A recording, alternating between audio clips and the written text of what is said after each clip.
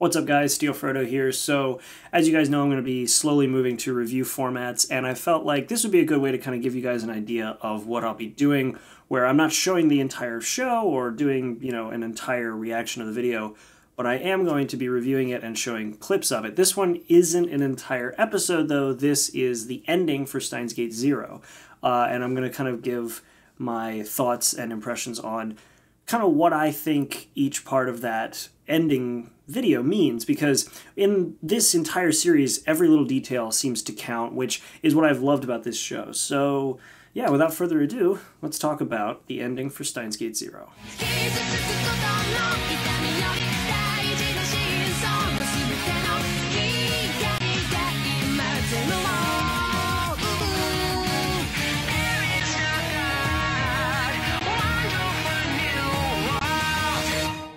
So of course, one of the first things we see are gears floating in what kind of looks like open space, and in the center gear is Mayuri's eye as we kind of zoom in to show that this is kind of going to be a video or an ending from the perspective of Mayuri as we see her kind of going about this world she doesn't quite understand, following behind Okabe. So after it's established that we are probably going to be watching this from Mayuri's perspective, we go straight into an hourglass, which of course signifies the movement of time, the same way that the gears that we see throughout this entire series, whether it be the opening or the ending, signifies, the gears in a moving clock showing, again, the movement of time. But inside of the hourglass, we actually see Okabe. Now we see Okabe dressed as Hoin Kyoma. He's got his lab coat, but he looks very distressed, and as it pans down, we see just the tail of his lab coat. I feel like this probably signifies how the time for Okabe to act as Hoin Kyoma and his very elaborate nature was very limited in its time on this world, and the tail end of it, or him walking away, is the bottom of the hourglass as his time as Hoin Kyoma runs out. Of course, right after that we have another gear spinning, signifying the movement of time, as gears spin in a clock as time continues to march forward. And in this gear-filled, barren wasteland, we see Mayuri standing by herself, and she sheds a single tear which shatters the ground to show the sheer weight of her sorrow, which also goes to show that it isn't just Okabe who is feeling remorse, regret, and just a very heavy amount of sorrow. It's other characters, Mayuri included. After this, we see Mayuri treading through this wasteland full of gears, and we see buried in the sand pieces of sort of Okabe's character. We see the pen that he always kept in the pocket of his lab coat, and we see his phone buried in the sand. His phone is broken, and this was actually a really important part of his character, one of the things he used more than anything else in the previous season, and it's now buried and broken, left behind in the, sands of time. Seeing these items buried and left behind shows that as Okabe is traveling through this world line and choosing this path to follow, he's shedding parts of his past, shedding things that were important to him, his character, and going with something else entirely, or rather, not choosing anything, but discarding things as he goes. Seeing these items buried in the sands of time while Mayuri is kind of following Okabe shows that as Okabe travels through this world line and decides to stay on this path, he's discarding things that he previously used in what can kind of be considered another life as Hoin Kyoma. He's disregarding them and leaving them behind because they're no longer important to him, because he doesn't want to be reminded of that past. He wants to only move on to the future and try to get over the past. It's kind of sad, really, because especially the phone, it was one of those iconic parts of the previous series, and he's just disregarded it and left it behind to move on, to try to forget the past. Speaking of previous versions of Okabe, we then see him, or multiple versions of him, rotating around on this sort of clock thing. I don't really want to call it a clock because there are some going in the opposite direction, but we see this, and we see what I feel like is probably representations of him through different world lines, or something along those lines. But of course we see him laughing maniacally, as we did through the entire previous season.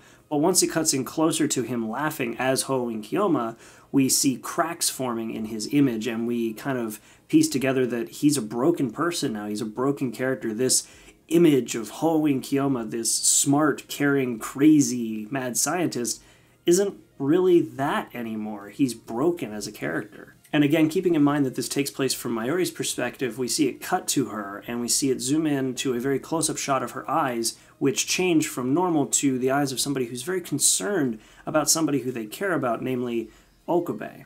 This shot is then followed up by the last piece of Hoenn Kyoma's character being left behind in the sand as we see the lab coat flapping in the breeze, being stood over by Okabe, now dressed in black, as he mourns the loss of Makise Kurisu, who we see towering over him, showing that the memory of Makise Kurisu and the fact that he was the one who killed her in the end is just this huge overshadowing weight to Okabe's character. There's nothing bigger than that to him. That is all he sees and all he can see.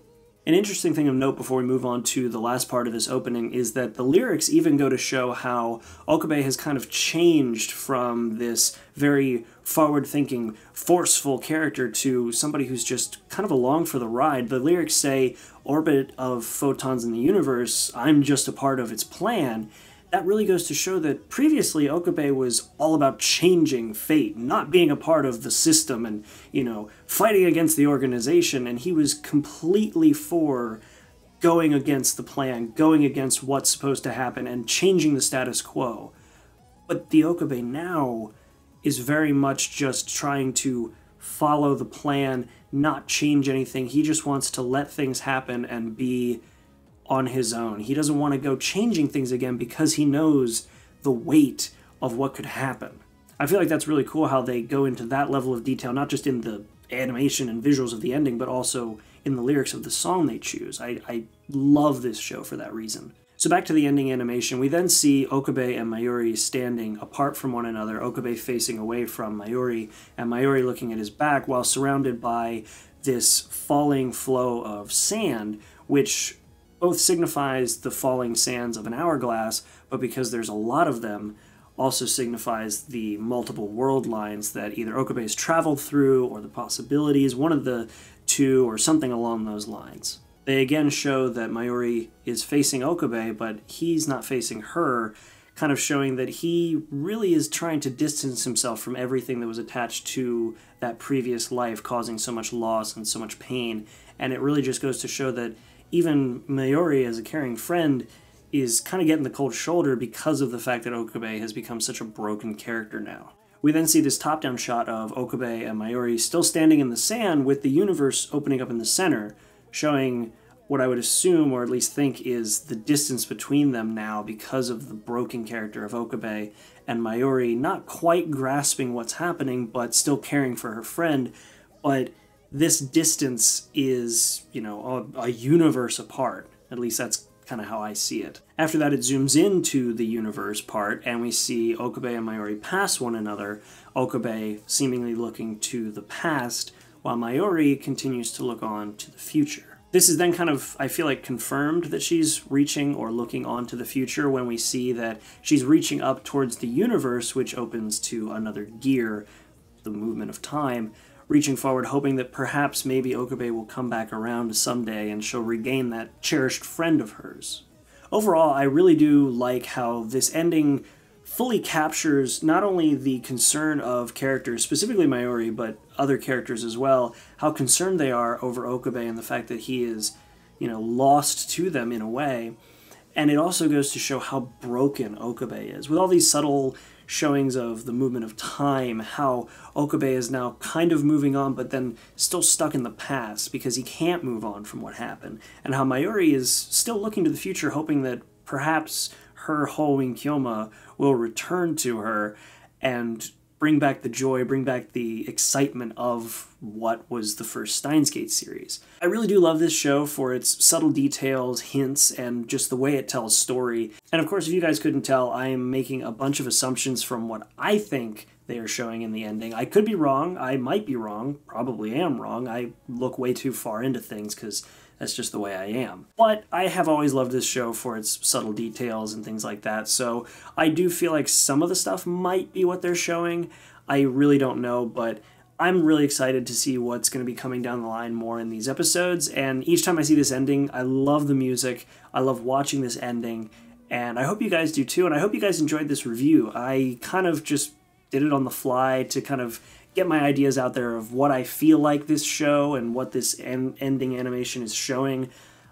I don't know. If you guys think that I had some points that were good or bad or whatever, let me know. If you liked the video, like. If you didn't like it and thought that I'm just talking out of my ass, hit the dislike button. That seems to work too. Leave a comment letting me know what you guys think, and let me know if you guys like these kind of reviews. And that should be it. Make sure to like and subscribe, and yeah, thanks for sticking around to the end, and I'll see you guys in the next video. Make sure to be there and have a good one.